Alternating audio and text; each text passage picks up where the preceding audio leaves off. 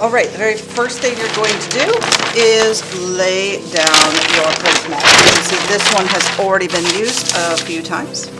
Then lay down your piece of paper. Let's get that adjusted a little bit.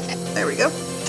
And do not forget to write your name and the class you are in. So if you are in my 6A class, you would write that. So your name and your class code. Flip the paper over. And you're going to get red paint because we're making red bricks. And you're going to print this in a brick pattern. Okay? You can start from the bottom or you can start from the top. It doesn't matter. But we are doing that brick pattern. Remember that brick pattern is in every other pattern, right? So I'm going to start at the bottom here. And I'm going to fill that bottom corner carefully, lining up my sponge with the bottom of the page and give it a little press. And it leaves that great brick-like texture. Then about a pencil width from the last one to give it that mason space. That's where the brick glue is, called masonry. Lay my pencil down to give it that space.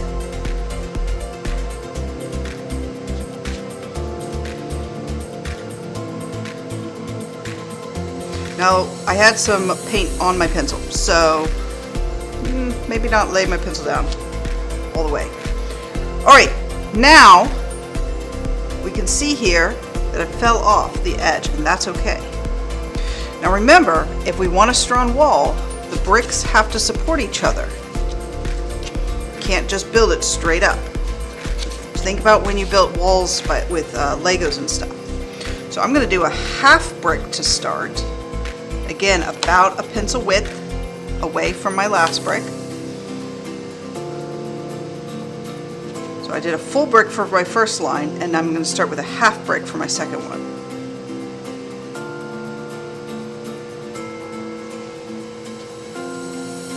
And then just print it across.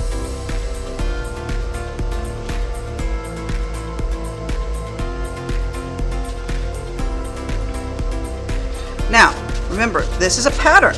So on my third one, I did a first brick for my first one, a half brick for my second one. On the third one, I'm going to repeat that pattern. I'm going to start with a full brick.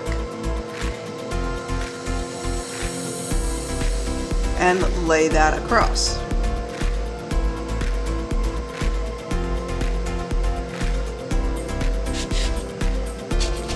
Trying to keep that spacing nice and even. I got off a little bit on my spacing, but that's okay. Now we can see on this side it goes half brick, full brick, half brick. On this side it goes full brick, full brick, okay? Now I'm going to speed up and I'm going to show you how I complete the whole thing.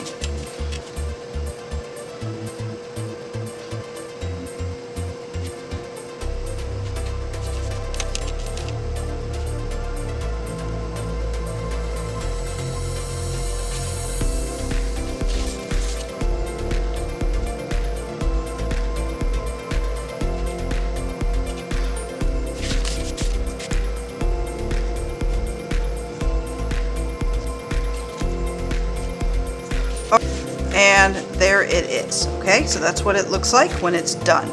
Now what I'm going to do is I'm going to wash my little fingers and cut out the graffiti and put it on there.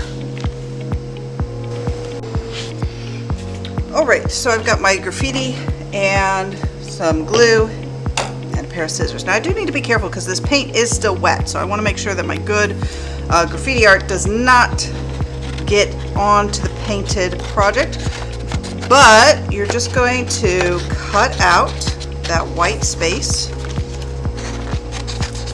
all around it,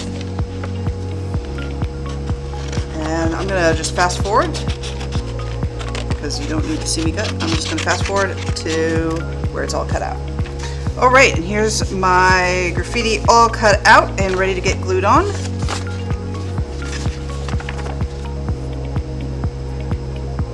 Around the edges and place my graffiti however I'd like it. It does not have to necessarily be straight. It can be crooked and like sprayed on. Looks like it's thrown up there, little flare. And then carefully take the whole thing to the drying rack. Remember, this is why it's so important to have your name and class code on the back before you begin. Because now, even if you had your name on the back of this, it's all glued onto that, so we can't see it anymore. So that's why it's so important to the very first thing, write your name and class code on the back.